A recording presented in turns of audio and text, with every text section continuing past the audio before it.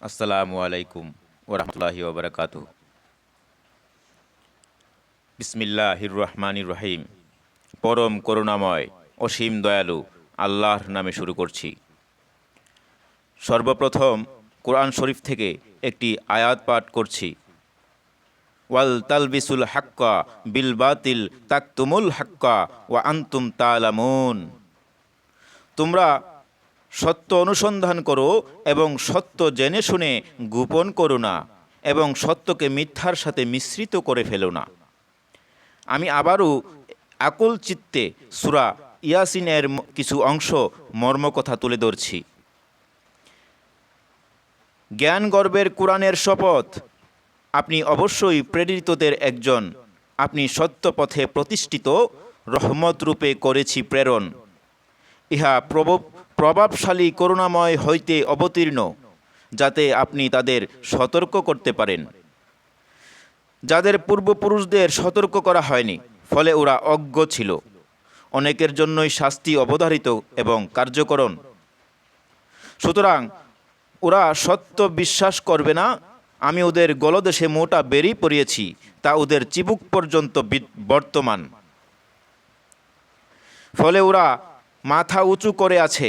আমি ওদের সম্মুখে ও পশ্চাতে অন্তরাল দেওয়াল স্থাপন করেছি এবং ওদের দৃষ্টির উপর আবরণ রেখেছি, ফলে ওরা সত্য দেখতে পায় না। আপনি এদের সতর্ক করুন আর নাইবা করুন, তাদের পক্ষে উভয়ই সমান। ওরা সত্যের উপরে আনবে না ঈমান। আপনি তাদের সতর্ক করতে পারেন যাহারা মহান আল্লাহকে ভয় করেন, ভালোবাসেন সত্য দিয়া জীবন। অতএব তাদের আপনি ক্ষমা করুন এবং মহাপুরস্কারের সুসংবাদ দেন। আমি মৃতকে জীবিত করি, কৃতকর্ম সবই লিপিবদ্ধ করি। যা চাই করুক না কেন জীবন ভরি, স্পষ্ট আমার হাতেই সংরক্ষণ। ওদের নিকট আপনি বলুন, আদিবাসীদের দৃষ্টান্ত উপস্থিত করুন, যাদের উপরে রাসূল করেছিল আগমন, মূসা আর হারুন সত্য করেছিল প্রকাশন। 2 জন রাসূল পাঠিয়েছিলাম, কিন্তু ওদের মিথ্যাবাদী বলল অবিশ্বাসীরা। তখন তৃতীয় একজন দ্বারা শক্তিশালী করেছিলাম আমি মহিয়ান। তারা বলেছিল, আমরা রাসূল রূপে এসেছি। সত্য অবিশ্বাসীরা বলল, তোমরা তো আমাদের মতোই মানুষ, দয়াময় আল্লাহ হইতে কিছুই করেন নাই অবতরণ। তোমরা কেবল মিথ্যাই বলছো। তখন মূসা আর হারুন বলল, আমাদের রব জানেন আমরা অবশ্যই প্রেরিত রাসূলজন। স্পষ্টভাবে সত্যকে প্রকাশ করা আমাদের দায়িত্ব। এবং সত্য অবিশ্বাসীগণ বলল, আমরা তোমাদের মনে করছি অমঙ্গলের কারণ। যদি তোমরা বিরত না হও, তোমাদের প্রস্তরাঘাত করব এবং মর্মান্তিক শাস্তি দিব। মূসা আর হারুন বলল, তোমাদের অমঙ্গল তো তোমাদের সাথেই, তা কি তোমরা দেখছো না? তোমরাই মিথ্যাবাদী সীমালঙ্ঘনকারী সম্প্রদায়। নগরীর এক প্রান্ত থেকে এক ব্যক্তি হাবিব নাজ্জারী নামক ছুটে এলেন এবং বলেন, হে আমার মানবীগণ, তোমরা রাসূলগণের অনুসরণ করো তাদের, যারা তোমাদের কাছে কোনো প্রতিদান চায় না এবং যারা সত্য পথে সুপথ প্রাপ্ত। আমরা সৃষ্টিকর্তার পানে প্রত্যাবর্তন করব, তার সত্য পথ কেন মানব না আমরা সত্তা আল্লাহ ব্যতীত কি আমরা মিথ্যার উপরে বিশ্বাস স্থাপন করব? যদি তোমরা আল্লাহর সত্যের বিশ্বাস আনয়ন করতে না পারো, আল্লাহ তোমাদের ক্ষতিগ্রস্ত করতে চাইলে কোনো সুপারিশ তখন কাজে আসবে না। যদি তাই হয়, তোমরা স্পষ্ট বিভ্রান্তিতে পড়বে। আমরাও তোমাদের রবের সত্য বিশ্বাসী, তাই বলছি, কথা শোনো, সত্যকে স্বীকৃতি দান করো, সত্যকে পরিপূর্ণতার সাথে ঈমান আনয়ন করো। তাকে বলা হলো, হাবিব নাজ্জারীকে বলা হলো, জান্নাতে প্রবেশ করো। সে বলল, হায় রে আমার কওম বংশধরেরা, যদি জানতে কি কারণে আমার প্রভু আমার রব আমাকে ক্ষমা করেছেন। আমি একমাত্র আমার রবের সত্যের উপরে পরিপূর্ণ ঈমান আনয়নের কারণে আমাকে আজ ক্ষমা করেছেন আমার মহামনিব, আমার রব আর আল্লাহ তখনই বলেন, আমার তার মৃত্যুর পর, হাবিব নাজ্জারের মৃত্যুর পর তার বংশধরের বিরুদ্ধে কোনো বাহিনী পাঠায়নি এবং এর প্রয়োজনও ছিল না। কেবলমাত্র এক মহা বিকট গর্জন হলো, ফলে অবিশ্বাসীগণ নিথর নিস্তব্ধ হয়ে গেল। পরিত্যাপ আমার দাসদাসীদের প্রতি, ওদের নিকট যখনই কোনো রাসূল সত্যের প্রকাশ ঘটাইতে চেয়েছে তখনই তারা অস্বীকার করেছে এবং ঠাট্টা বিদ্রূপ করে ওরা অস্বীকার করছে এবং ঠাট্টা বিদ্রূপ করছে। ওরা কি দেখে না যে ওদের পূর্বে কত অবিশ্বাসী মানবী গোষ্ঠী আমি ধ্বংস করেছি, যারা ওদের মধ্যে আর নেই, আর ফিরবে না কখনো। এবং অবশ্যই অবিশ্বাসী সকলে একত্রে আমার নিকট উপস্থিত করা হবে। নির্জীব জমিন ওদের জন্য একটি নিদর্শন, যাকে আমি সঞ্জীবিত করি, যা থেকে জন্মায় শস্য যা ওরা খায়। ওতে আমি সৃষ্টি করি খেজুর ও আঙ্গুরের উদ্যান এবং উৎসারিত করি প্রসবন, যাতে ওরা ভক্ষণ করতে পারে ফলমূল যা ওরা নিজেরা বানাতে পারে না। তারপরেও কি ওরা আমার কৃতজ্ঞতা স্বীকার করবে না? পবিত্র মহান তিনি, যিনি উদ্ভিদ ও মানুষ ও জোড়ায় জোড়ায় সৃষ্টি করেছেন। তারা তা জানে না। তাদের প্রত্যেককেই আমি জোড়ায় জোড়ায় সৃষ্টি করেছি রাত্র অবিশ্বাসীদের জন্য নিদর্শন বা উদাহরণ, এবং তা হইতেই আমি দিনকে বের করে আনি। এবং সূর্য তার নির্দিষ্ট কক্ষপথে মধ্যে চলে। এই আইন মহাপরাক্রমশীল সর্বজ্ঞ কর্তৃক নির্দিষ্ট, এবং চন্দ্রের জন্য আমি ভিন্ন কক্ষপথ নির্দিষ্ট করেছি।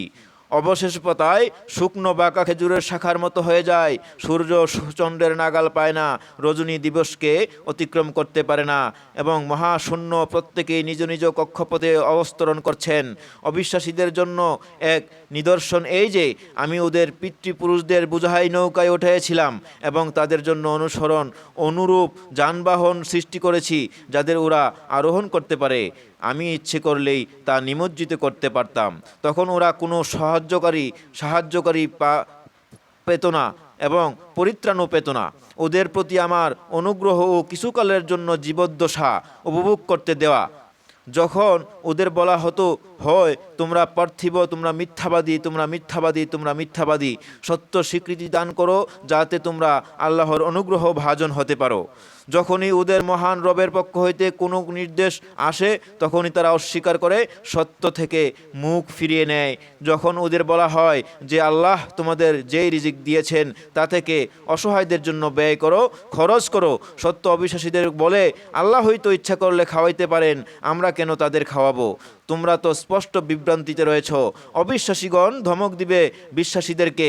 অবিশ্বাসীগণ আরও বলবে বিশ্বাসীগণকে, তোমরা সত্যবাদী হলে বলো কিয়ামত কখন সংঘটিত হবে।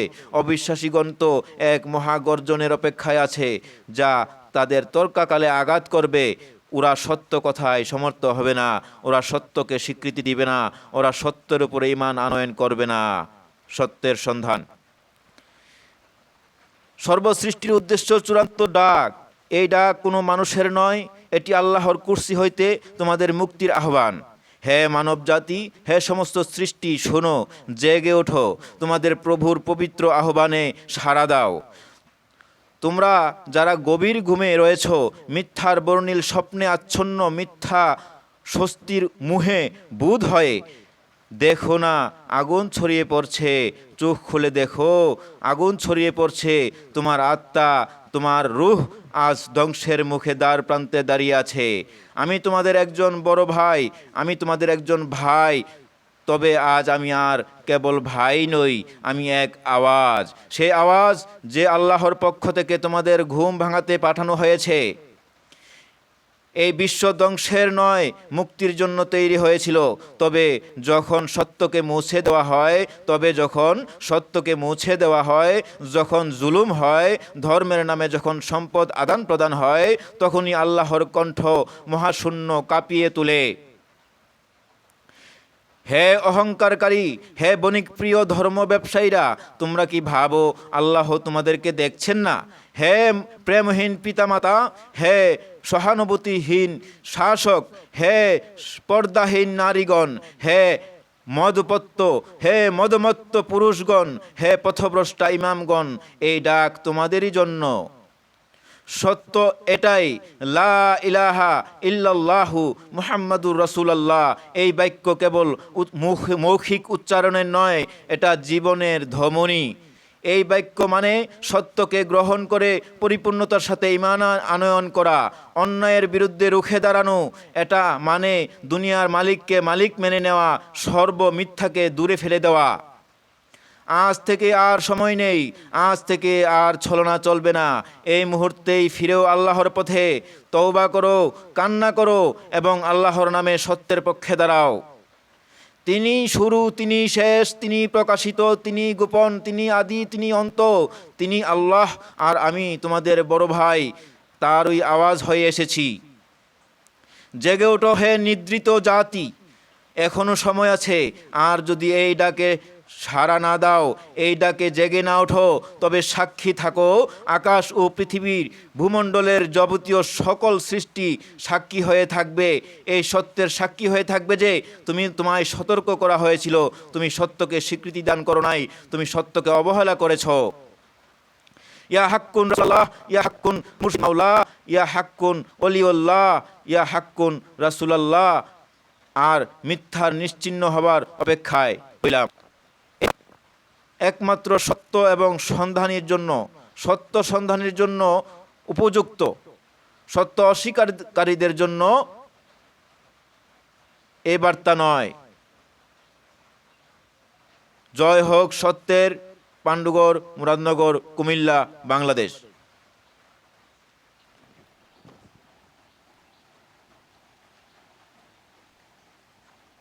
জন্য ব্যয় করে, কেবল তাহারাই সত্য সঠিক দিনের সন্ধান পায়। আলিফ লাম মিম, ইহা সেই কিতাব যাতে কোনো সন্দেহ নাই। তাহারাই অবস্থিত স্বীয় মহান রবের প্রদর্শিত পথে, এবং উহারাই পাইবে চিরমুক্তি যারা সত্যের সাথে। বস্তুত যারা কাফের, আনবে না ঈমান সত্যতে, আল্লাহ ওদের হৃদয় এবং কর্ণে মুহর মেরেছে, ফলে সত্য শুনতে নাহি পায়। আলিফ লাম মিম, ইহা সেই কিতাব যাতে কোনো সন্দেহ নাই। এবং ওদের চক্ষু মিথ্যার পর্দা, ফলে তারা সত্য দেখতে পায় না। আর ওদের জন্যই রাখিয়াছি শক্ত শাস্তির পরোয়ানা। মানবের মধ্যে এমনও আছে যারা বলে, আমরা আল্লাহ ও পরকালের বিশ্বাসী না। মূলত এরা বিশ্বাসী নয়, বরং সীমা লঙ্ঘনকারী সম্প্রদায়। আলিফ লাম মিম, ইহা সেই কিতাব যাতে কোনো সন্দেহ নাই। ধোঁকা দেয় ওরা আল্লাহ ও সত্য বিশ্বাসীদের, অথচ সে তার আত্মাকেই ধোঁকা দেয়। সত্য ভালো লাগে না এদের, রোগাক্রান্ত দেহ অন্তর তাদের, সুতরাং অবিশ্বাস নামক রোগ আরো বৃদ্ধি পায়।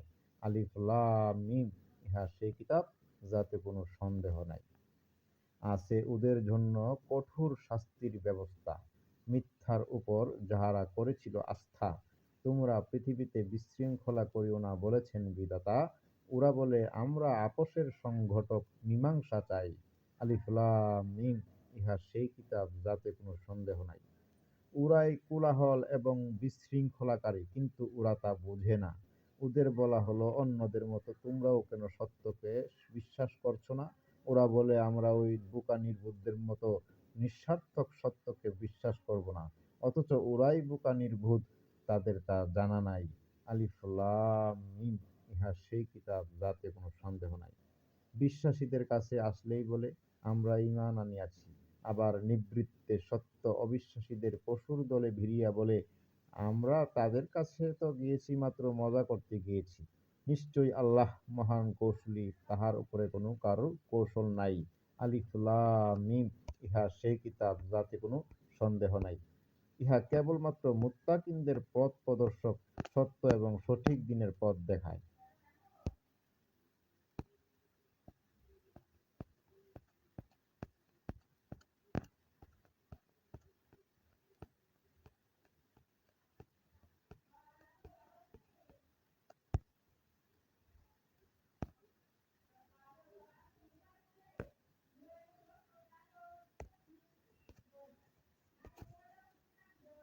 জ্ঞানগর্ভের কুরআনের শপথ, আপনি অবশ্যই প্রেরিতদের একজন।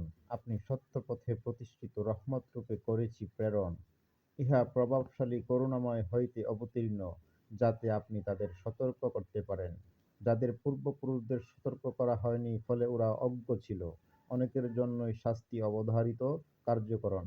সুতরাং জ্ঞানগর্ভের কোরআনের শপথ, আপনি অবশ্যই প্রেরিতদের একজন। সুতরাং ওরা সত্য বিশ্বাস করবে না।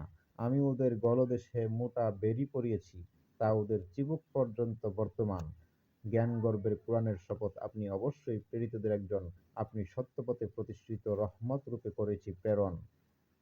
ফলে ওরা মাথা উঁচু করে আছে। আমি ওদের সম্মুখে ও পশ্চাতে অন্তরাল দেওয়াল স্থাপন করেছি এবং ওদের দৃষ্টির উপর রেখেছি আবরণ। জ্ঞানগর্ভের কোরআনের শপথ, অবশ্যই আপনি প্রেরিতদের একজন। ফলে ওরা সত্য দেখতে পায় না। আপনি এদের সতর্ক করেন আর নাইবা করেন, তাদের পক্ষে উভয়ই সমান।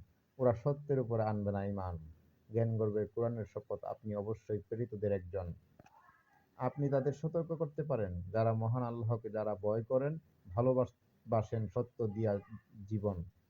অতএব তাদেরকে আপনি ক্ষমা করুন।